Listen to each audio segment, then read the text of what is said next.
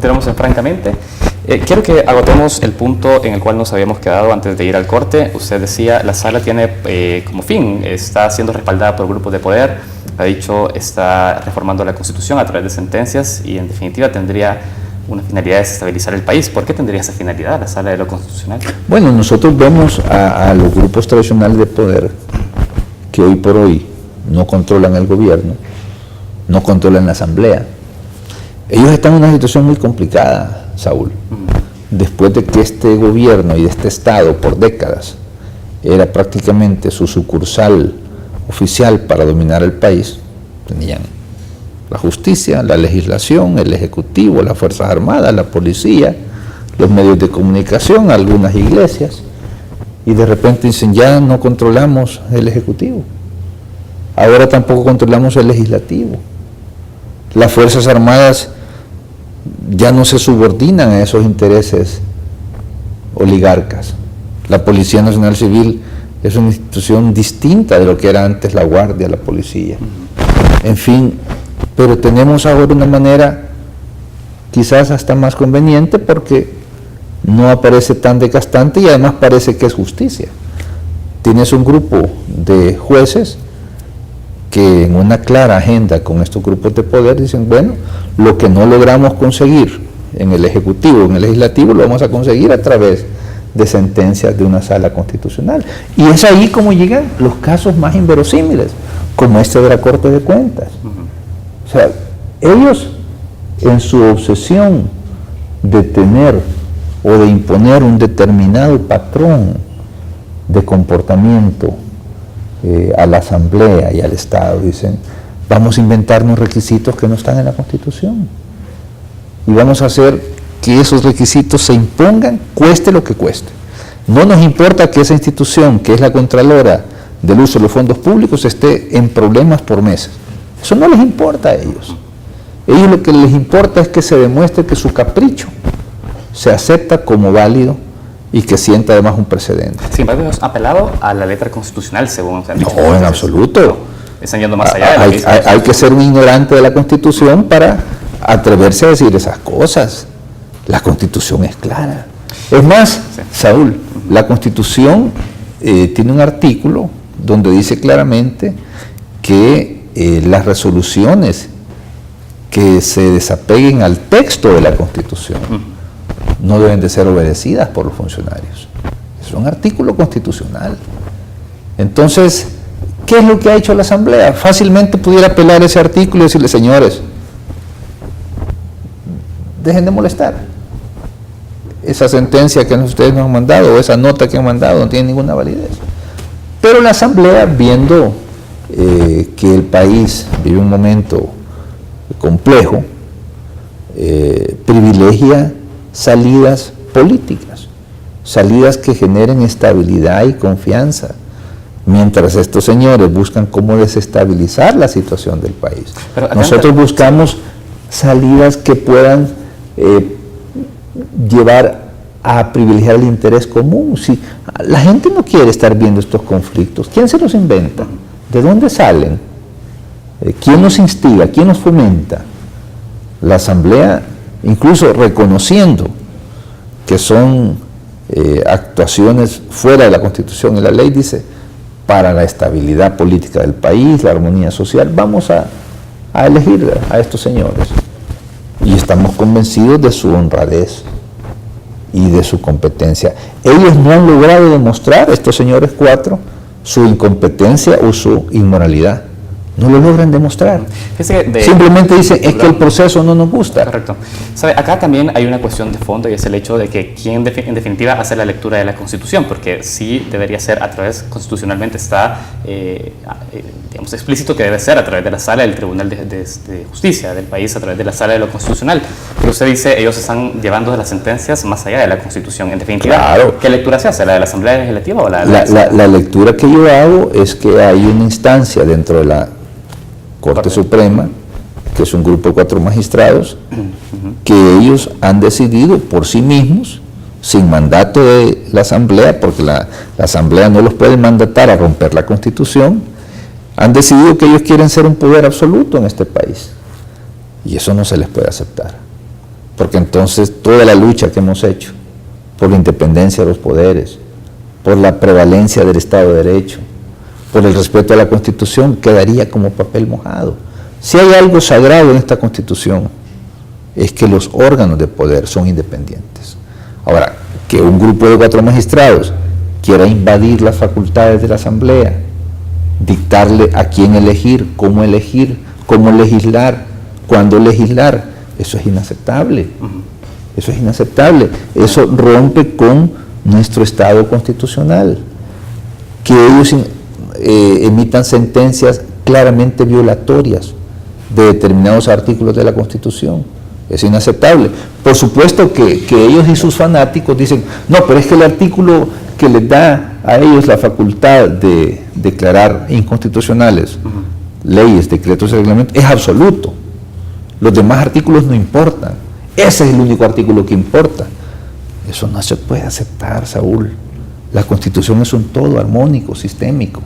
Por un lado te permite, pero por otro lado te limita. Por un lado te da derechos, por otro lado te da deberes. Perfecto. Entonces es una práctica absolutamente unilateral y oportunista. Tomar solo aquel ángulo de la Constitución que pueda justificar decisiones contrarias a la misma Constitución. Diputado, yo por cuestión de tiempo tengo que seguir avanzando en la entrevista. Nos quedan, por supuesto, seguir profundizando sobre ese tema. Habrá oportunidades para hacerlo. Yo quiero saber ya, en definitiva, entonces, la elección de los magistrados de Corte de Cuentas. Se ha dicho entonces de que se va a acatar la sentencia de la Sala. Se elegirán por fuera de estos 3 magistrados que ya se habían propuesto. Se volverá a la lista de 76 candidatos. ¿Cómo será ese procedimiento de elección? Mira, la Asamblea primero tiene que establecer si hay o no hay acefalía. Eso es lo primero. Si hay acefalía, hay elección. Si no hay acefalía, no hay elección. Pero ahora no se ha determinado si hay acefalía o no. No se ha determinado, porque lo que hubo fue una resolución de 4 personas, que yo no sé si la tomaron en una piscina, en un cafetín o en un parque, y nos mandan una nota diciéndonos que ellos ya resolvieron que lo que actuó la Asamblea no vale. Yo le preguntaba al presidente de la Corte Suprema, por escrito, que me dijera en qué reunión de la Sala Constitucional se tomó esa decisión. Primero para saber si hubo reunión. Él me dice, no ha habido ninguna reunión de la Sala Constitucional donde se haya tocado ese tema. Entonces, ¿ante qué estamos? 4 magistrados pueden alegremente desconocer la facultad del presidente de la Sala, reunirse cuando quieran, tocar los temas que quieran y todavía mandar notas diciendo que son sentencias. ¿Tú te imaginas, Saúl, que hoy en la mañana 43 diputados de la Asamblea se reúnen en un hotel capitalino y dicen, bueno, aquí hay 43, sesionemos, hagamos una ley, reformemos la Constitución, elijamos a un funcionario? ¿Tú crees que eso es válido? No lo es, tampoco es legal. Ahora, 4 señores dicen, no, si lo hacemos nosotros, sí, porque nosotros somos como una autoridad suprema en este país y nadie nos puede decir nada. Debo entender entonces que la última sentencia no se está acatando, por lo menos, o no se ha reconocido como tal. No se ha reconocido como tal, obviamente. Nosotros apenas la conocimos en la última sesión plenaria, y lo que vamos a hacer como comisión política y como asamblea es estudiar la situación. Conoceremos obviamente las opiniones de jurisconsultos, nuestras propias valoraciones, y veremos qué solución darle a este problema. Porque una cosa que está clara es que lo que está dictando las cartas que nos mandan estos 4 magistrados no es el derecho, no es la Constitución, es su capricho, es puro y llano capricho. En el caso de no reconocer esa sentencia, no se quedará en una postura aislada, porque tengo entendido que Gana sí ya ha dicho a través de algunos de sus diputados que acatará esa sentencia y dejará por fuera los nombres de Sánchez Trejo, Tránsito Bernal y Ronnie Hueso, por ejemplo. Mira, yo no quiero referirme a declaraciones particulares de ningún diputado. A veces hay diputados que dicen tonterías. ¿Ha hecho tonterías? ¿Son diputados de Gana? A veces dicen cosas muy juiciosas. No voy a entrar a calificar ninguna declaración de ningún diputado. Okay. Lo que sí te puedo decir es que la responsabilidad nuestra es estudiar seriamente la situación de la Corte de Cuentas, porque más allá de las veleidades de 4 magistrados que están en la sala constitucional y de su vedetismo judicial, de querer estar siempre generando polémicas, lo que a mí me importa es que haya un órgano contralor que funcione y que incluso funcione para ellos, porque ahí hay personas que posiblemente tengan algún tipo de investigación de la misma Corte de Cuentas. Sí. Y es una buena pregunta que hay que hacerse. ¿Les interesa a ellos desestabilizar que no haya un órgano contralor porque tienen alguna cuenta por ahí no muy clara de su gestión hasta hace poco? ¿Cuándo se piensa resolver esto? ¿Será en la próxima plenaria? Se resolverá cuando políticamente hayan voluntades que sumen y se pueda resolver. Es una en situación de cefalía. Es que primero tienes que demostrar que hay cefalía. ¿Cuándo hay cefalía? Cuando no hay cabeza. Pero no había declarado ya inválida el nombramiento de Sánchez Trejo. ¿Quién lo declaró? En el pasado. ¿Quién lo declaró? La sala. En una sentencia de enero. Correcto. Después de eso la Asamblea lo eligió. Él, ante esta situación de que no se resolvía, vino y dijo, aquí está mi renuncia. La Asamblea, considerando que no había ningún motivo, ningún motivo para que él no continuara, le dijo, señor, usted tiene nuestra confianza, puede ser presidente. Y le dijo el magistrado Bernal, usted puede ser magistrado. Después de esa situación se sobrevino de nuevo esta nueva ola de caprichos judiciales, que es la que nos tiene en esta situación. Como te repito, yo no me atrevería a decir que la Corte de Cuentas está acéfala. Yo no he visto la renuncia del magistrado Sánchez Trejo, que diga yo me voy de la Corte de Cuentas. Sí, entonces teniendo ahora el liderazgo de Sánchez Trejo en la Corte de Cuentas. Yo no sé, no conozco si él está involucrado, no he tenido noticias de él. Okay. Pero ciertamente lo que sí sé es que la institución no puede seguir de la forma en que ha estado en los últimos 4 meses. Perfecto. Ahora, si eso es lo que pretenden los 4 magistrados que nos mandan estas notas, pues habría que preguntárselo a ellos. Pero lo que sí es cierto es que han puesto en grave riesgo la Contraloría y los fondos públicos. Eso es muy serio. Diputado, yo tengo que referirme a otro tema, y es sobre la recién aprobación del acuerdo de asociación entre Centroamérica y la Unión Europea. Y se lo pregunto porque en el pasado también el partido al que usted representa había criticado con mucha vehemencia el Tratado de Libre Comercio con Estados Unidos. Usted ha escrito en el primer bloque cuál fue el procedimiento en el cual se aprobó este tratado. ¿Qué hizo diferente el acuerdo de asociación en espíritu al Tratado de Libre Comercio para no también hacer una crítica y oponerse con los votos? Bueno, mira, estamos hablando de 2 situaciones muy distintas. Muy distintas, con propósitos distintos, con procedimientos muy diferentes. Ya todos sabemos la historia del llamado TLC, cómo lo hicieron, cómo lo negociaron, cómo lo aprobaron. En el caso del acuerdo de asociación, primero estás hablando de un acuerdo mucho más completo. Ese no es un tratado de libre comercio. No es un tratado de libre comercio. Es un acuerdo de asociación entre 2 regiones del mundo. La Unión Europea por un lado, Centroamérica por otro. Es un acuerdo que establece una asociación en primer lugar política entre ambas regiones para abordar temas políticos de interés común dentro de una agenda global. ¿A qué me refiero? Los temas relacionados con la democracia, el respeto a los derechos humanos, el fortalecimiento de los sistemas de justicia, la lucha contra el narcotráfico. Estamos hablando de la superación de la pobreza. Sobre esos 5 puntos, ¿hay compromisos concretos? Hay compromisos concretos. ¿Sí? ¿Cuáles son? Ya a eso voy. A partir de eso se establece otro pilar fundamental del acuerdo, la cooperación financiera, técnica, para que Centroamérica pueda tener avances y pueda tener mejores resultados en una serie de temas que son relevantes para la región. Derechos humanos, lucha contra la impunidad, fortalecimiento de la justicia, lucha contra la corrupción. En fin, esto no es naranjas a cambio de uvas. Esto es más complejo que eso. El que no lo quiere entender o no lo entiende porque es muy complejo o porque convenientemente dice todo eso no importa. Lo único que voy a enfocar es que hay un pilar comercial, el cual efectivamente lo hay. O sea, este es un acuerdo como una mesa de 3 patas.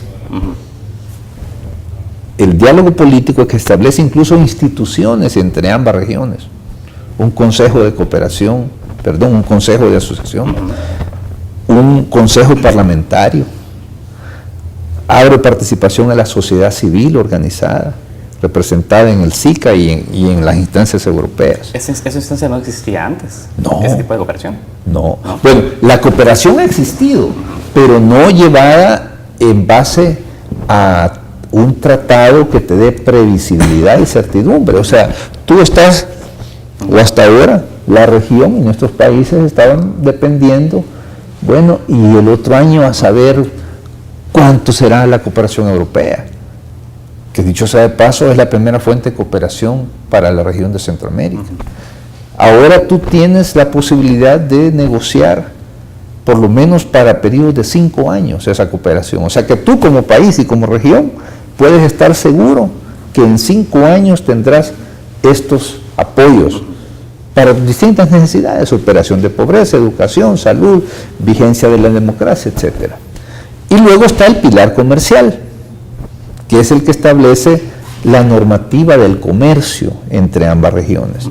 Para Centroamérica es importante porque hasta ahora lo que habíamos logrado es que Europa nos diera un tratamiento preferencial unilateral, el llamado SGP, Sistema Generalizado de Preferencias Plus. Pero ese es un sistema, primero, que es finito en el tiempo, que termina, y segundo, que depende de los europeos. Si en algún momento ellos dicen ya no lo damos, ya no lo dan. Ahora lo que tenemos es un régimen contractual, donde hay obligación de las partes. Ese es un contrato que hemos firmado. Ya no nos pueden decir, miren, ya el atún que se produce allá en la Unión ya no puede entrar el otro mes sin aranceles. No, hoy hay previsibilidad. Pero hoy el azúcar salvadoreña o las artesanías salvadoreñas o la miel ya no van a entrar, ¿no? Hoy tenemos certidumbre jurídica sobre eso. ¿Qué tipo de beneficios viene a dejar? Porque usted dice, por ahí, alguien que quiere dejar de lado el pilar comercial, el pilar político, es quizás porque no lo entiende o lo quiere dejar ignorado. Pero quizás el hecho de que el pilar comercial es importante discutirlo, por el hecho de que tenemos también experiencias fallidas sobre este tipo de apertura de nivel comercial, que no ha dejado, que ha sido deficitario para la balanza comercial. Absolutamente correcto, tú tienes la razón. ¿Qué no garantiza que el tratado del ADA no va a ser en ese mismo término? En este tratado hay una frase que yo quisiera muy seriamente dejar asentada. Las oportunidades hay que cultivarlas y potenciarlas, y para eso el gobierno y los sectores productivos del país, y cuando hablo de sectores productivos no me refiero solo a los empresarios, me refiero a los trabajadores también, tienen que hacer enormes esfuerzos para que esas opciones que se han abierto efectivamente sirvan al propósito. Pero, o sea, sí, que se apoye con políticas de crédito, de tecnología, de capacitación de mano de obra, de exploración de mercados, porque si no son oportunidades potenciales, por un lado, y por otro lado que las amenazas, que esas son de verdad, esas las vas a tener ahí el 1 de agosto, también se apoya a los sectores que pueden estar amenazados. Pero ¿cómo hacer el fortalecimiento también a los pequeños productores? Porque usted ha dicho, y bueno, eso también se ha explicado cuando de alguna manera se planteó también a la ciudadanía ese acuerdo de que aquella oferta exportable de El Salvador, hablamos del atún, hablamos del azúcar, hablamos del café, hablamos también de determinadas empresas, de determinada capacidad para poder enviar su exportación. En definitiva, eso está ayudando a pequeños productores, creo usted. Todo depende de iniciativas, de esquemas de promoción de exportaciones. Yo te puedo citar un caso, a propósito de pequeños productores. ¿Tú sabes a cuánto se vendió la semana pasada el mejor café salvadoreño? ¿Tienes alguna idea? ¿Tú sabes cuánto cuesta un quintal de café en el mercado internacional en estos momentos? $130. ¿Tienes idea de cuánto se logró vender este café de alta calidad salvadoreño? A $5,000. ¿Tú sabes quién es el productor? No es un productor que tenga 200 manzanas. Tiene 6 o 7 manzanas. Y es el productor que produce el mejor café de El Salvador. O sea, ¿cuál es mi mensaje? No es necesariamente un requisito ser el más grandote para tener calidad y competir con buen producto. Estoy hablando de café, pudiéramos hablar de otros productos. Me parece que hay opciones, hay posibilidades, siempre y cuando existan las políticas estatales de apoyo y promoción. Porque tú me puedes decir, mire, pero este productor de artesanías, ¿cuándo va a llegar a Europa? Ah, claro, pero si hay un programa donde se le apoya con su boleto, donde se le apoya con la promoción, donde se le da crédito. ¿Qué es lo que hará entonces el gobierno de El Salvador? Es lo que debe hacer el gobierno de El Salvador. Perfecto. Diputado, yo tengo que ir cerrando la entrevista, pero antes de finalizarla, quiero que podamos dejarle claro también a la militancia de su partido, ¿por qué entonces en definitiva sí se aprueba este acuerdo de asociación cuando en el pasado también se acompañó mucho por el movimiento social en contra del TLC? Inclusive han escrito muchas personas que son afines al partido, que tienen simpatías, pero que están en desacuerdo con el ADA. ¿No cree que hace falta una mejor comunicación o un mejor argumento por qué sí se aprueba bueno, el TLC? Es que no me dejaste terminar de explicarte. Yo te decía, el acuerdo de asociación no es el TLC con Estados Unidos. Por su propia naturaleza, no es igual. Es que tú no puedes decir que un aguacate es igual a un tomate. No lo puedes decir, aunque ambos se coman. Pero no puedes decir que son iguales. Sí, y luego el proceso. El proceso, ¿cómo hicieron el TLC? ¿Cómo lo aprobaron? Pero no es el contenido de fondo lo que estamos discutiendo. ¿Cómo lo aprobaron el TLC? De sorpresa, sin discusión, sin consulta. ¿Cómo hemos aprobado este acuerdo? Lo hemos aprobado después de sendas discusiones con los distintos sectores nacionales, en foros abiertos, foros públicos, uno tras otro, todos los que quisieron llegar a exponer sus motivos, en contra o a favor, tuvieron la oportunidad y lo hicieron. ¿Y eran vinculantes esas opiniones que podía hacer la población? No eran vinculantes, pero son muy atendibles. Muy atendibles. Es que si no, ¿para qué tenés la asamblea? De acuerdo. No, la asamblea escucha, y escucha a aquellos productores de caña, pequeños y medianos, y a los trabajadores que te dicen, mire, vamos a tener la oportunidad de exportar, qué sé yo, 100,000 toneladas de caña a Europa, a un mejor precio que el precio internacional. Y tú escuchas a los productores de miel que te dicen, mire, nuestra producción de miel, el 90% va para Europa, pero queremos exportar más. Y escuchas a los artesanos, y escuchas al sector turismo. O sea, tú, si estás gobernando, yo no estoy en una ONG, yo estoy gobernando. Perfecto. Yo estoy presidiendo la Asamblea Legislativa, tengo una responsabilidad. Tú tienes que hacerte un juicio. Las amenazas, las ventajas, las oportunidades, los riesgos. Y en este caso y tú tomas una decisión. Y yo he llegado a la convicción, y mi partido ha llegado a la convicción, de que en una situación tan compleja como este acuerdo, las opciones y las oportunidades y las ventajas que puede tener superan a los riesgos y a las amenazas. Así se toman las decisiones. Perfecto. El mundo no es blanco y negro. Hay muchas modalidades en medio de gris. Entonces, yo entiendo, por supuesto, aquellas voces que dicen, no, esto es el fin del mundo, no puede suceder nada peor. Los entiendo. Entiendo también a aquellos que dicen, miren, con esto ya estamos en el primer mundo. Ni uno ni otro tiene razón. Ni uno ni otro tiene razón. Estos tratados no son la solución de nada. Son instrumentos que tú puedes utilizarlo dentro de tu política nacional y fomentar esas oportunidades. Ahora, que por firmar el tratado, tú te quedas sentado y dices, bueno, ya estamos asociados con Europa, aquí ya resolvimos los problemas del país. Sería un farsante, sería un demagogo, un mentiroso, alguien que diga eso. Ahora, que se nos ha abierto una oportunidad para incrementar las exportaciones, para ubicar a Centroamérica como un destino de inversión europea, Es cierto, pero hay que trabajar para que eso sea De acuerdo, realidad. diputado, yo tengo que despedirlo. Ha sido un placer tenerle en ese set. Y sobre eso último, nosotros estaremos pendientes, y bueno, seguramente toda la sociedad, de cómo ya se ejecute este acuerdo de asociación y si en definitiva dejará esos beneficios que usted ha mencionado. Gracias por acompañarnos. Gracias, Saúl. Te agradezco por el espacio y un saludo nuevamente a los televidentes de TVX. Gracias a ustedes también que nos acompañaron durante esta mañana. Hemos tenido mucha participación de ustedes en redes sociales, pero por cuestiones de tiempo ha sido difícil poderlas trasladar. Sin embargo, esperamos tener mayores espacios para poder trasladarles esas dudas al presidente de la Asamblea Legislativa. Les agradecemos por estar en fiel sintonía de este espacio de entrevista y les invitamos a seguir pendientes de la programación de TVX. Muchas gracias.